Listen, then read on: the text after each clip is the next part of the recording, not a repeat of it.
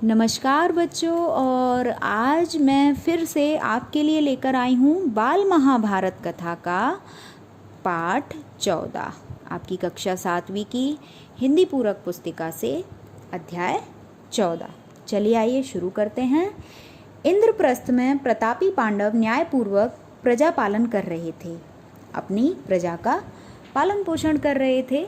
युधिष्ठिर के भाइयों और साथियों की इच्छा हुई कि अब राजसूय यज्ञ करके सम्राट पद को भी प्राप्त कर लिया जाए, क्योंकि बिना इस यज्ञ को किए कोई भी युवराज राजा नहीं बनता था। इस बारे में सलाह करने के लिए युधिष्ठिर ने श्री कृष्ण को संदेश भेजा। जब श्री कृष्ण को मालूम हुआ कि युधिष्ठिर उनसे मिलना चाहते हैं, तो वे तत्काल ही द्वारका से चल पड़े और इंद्रप्रस्थ पहुँचे।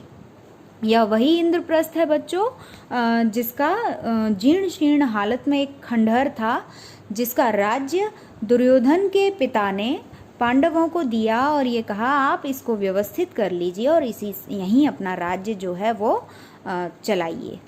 युधिष्ठिर ने श्री कृष्ण से कहा, मित्रों का कहना है कि मैं राजसूय यज्ञ करके सम्राट पद प्राप्त करूं, परंतु राजसूय यज्ञ तो वही कर सकता है जो सारे संसार के नरेशों का पूज्य हो, यानी जितने भी आसपास के क्षेत्रों के राजा हैं वह भी मुझे अपना सम्राट स्वीकार कर लें और उनके द्वारा मैं सम्मानित भी हूँ।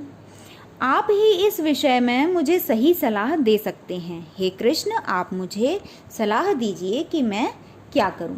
युधिष्ठिर की बात शांति के साथ सुनकर श्री कृष्ण बोले कि मगध देश के राजा जरासंध ने सब राजाओं को जीतकर उन्हें अपने अधीन कर रखा है। सभी उसका लोहा मान चुके हैं। लोहा मान चुकना यानी ये बच्चों एक मुहावरा है, इसका अर्थ होता है कि सभी ने उससे हार मान ली है, सभी उसके आगे हार चुके हैं, ठीक है, और उसके नाम से डरते हैं। यहाँ तक कि शिशुपाल जैसे शक्ति संपन्न राजा भी उसकी अधीनता स्वीकार कर चुके हैं, यानी उसकी शरण में जा चुके हैं और उसकी छत्र छाया में रहना पसंद करते हैं। अतः जरासंध के रहते हुए और कौन सम्राट पद प्राप्त कर सकता है। जब महाराज उग्रसेन का नासमझ बेटा कंस जरासंध की बेटी से ब्याह करके उसका साथी बन गया था, तब मैंने और मेरे बंधुओं ने जरासंध के विरुद्ध युद्ध किया था।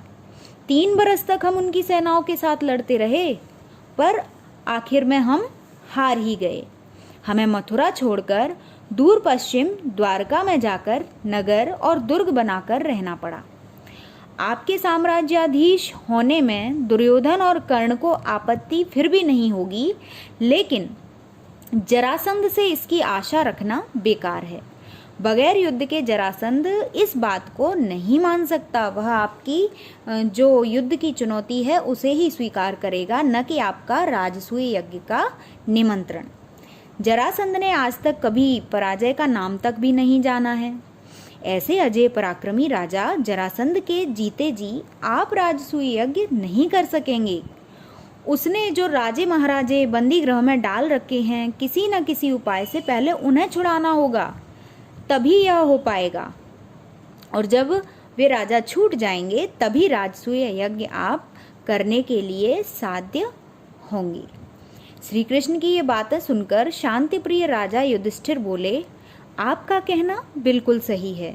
इस विशाल संसार में कितने ही राजाओं के लिए जगह है, कितने ही नरेश अपने अपने राज्य का शासन करते हुए इसमें संतुष्ट रह सकते हैं।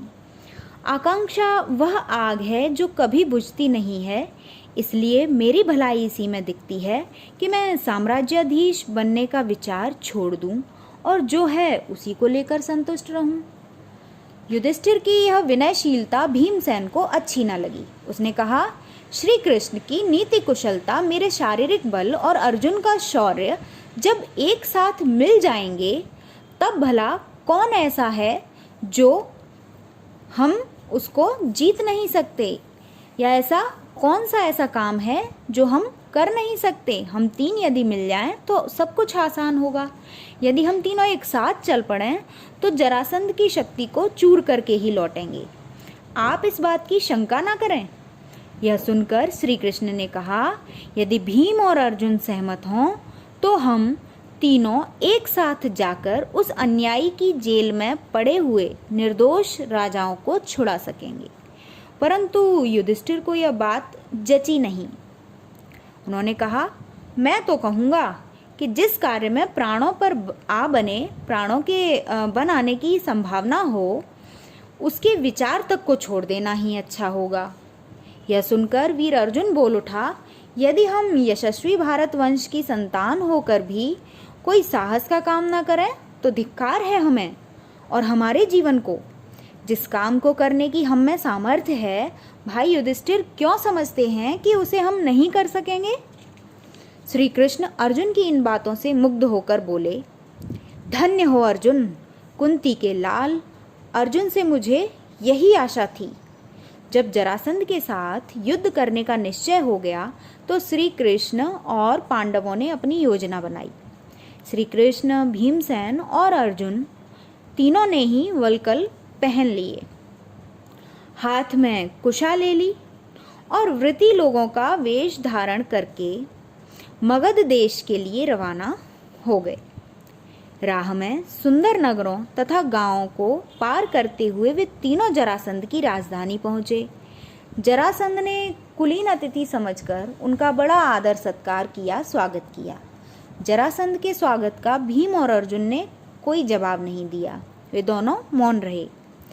इस पर श्री कृष्ण बोले, मेरे दोनों साथियों ने मौन व्रत लिया हुआ है, इस कारण अभी नहीं बोलेंगे। आधी रात के बाद व्रत खुलने पर बातचीत करेंगे। जरासंध ने इस बात पर विश्वास कर लिया और तीनों मेहमानों को यज्ञशाला में ठहराकर महल में चला गया। कोई भी ब्राह्मण अतिथि जरासंध के यहाँ आता तो उनकी इच्छा तथा सुविधा के अनुसार बातें करना व उनका सत्कार करना जरासंध का नियम था। इसके अनुसार आधी रात के बाद जरासंध अतिथियों से मिलने आया, लेकिन अतिथियों के तो रंग ढंग ही बदले हुए थे। जरासंध के मन में कुछ शंका हुई। राजा जरासंध ने कड़क कर पूछा, सच सच बताओ, तुम लोग कौन हो? ब्राह्मण तो नहीं दिखाई देते। इस पर तीनों ने सही हाल बता दिया और कहा, हम तुम्हारे शत्रु हैं, तुमसे अभी द्वंद्व युद्ध करना चाहते हैं। हम तीनों में से किसी एक से, जिससे भी तुम्हारी इच्छा हो, लड़ सकते हो। हम सभी इसके लिए तैयार हैं। तभी भीमसेन और जरासंध में कुश्ती शुरू हो गई। दोनों वीर एक दूसरे को पकड़ते, मारते और उठाते हुए लड़ने लगते। इस प्रकार पल भर भी विश्राम किए बगैर वे 13 दिन और 13 रात लगातार लड़ते रहे। 14वें दिन जरासंध थककर जरा देर को रुक गया, पर ठीक मौका देखकर कृष्ण ने भीम को इशारे से समझाया और भीमसेन ने फौरन जरासंध को उठाकर चारों ओर घुमाया और जमीन पर जोर से उसे पटक दिया। इस प्रकार अजय जरासंध का अंत हो गया। श्री कृष्ण और दोनों पांडवों ने उन सब राजाओं को छुड़ा लिया जिनको जरासंध ने बंदी गृह में डाल रखा था। जरासंध के पुत्र सहदेव को मगध की राजगद्दी पर बैठाया गया और इंद्रप्रस्थ सभी लौट आए। इसके बाद पांडवों ने विजय यात्रा की और सारे देश को महाराज युधिष्ठिर की अधीनता में ले आए। जरासंध के वध के बाद पांडवों ने राजसूय यज्ञ किया। इसमें समस्त भारत के राजा आए हुए थे।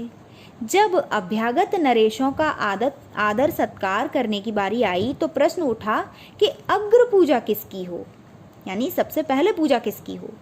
सम्राट युधिष्ठिर ने इस बारे में पितामह भीष्म से सलाह ली। वृद्ध भीष्म ने कहा कि द्वारिकाधीश श्री कृष्ण की पूजा पहले की जाएगी। युधिष्ठिर को भी यह बात पसंद आई। उन्होंने सहदेव को आज्ञा दी कि वह श्री कृष्ण का पूजन करे। सहदेव ने विधिवत श्री कृष्ण की पूजा की।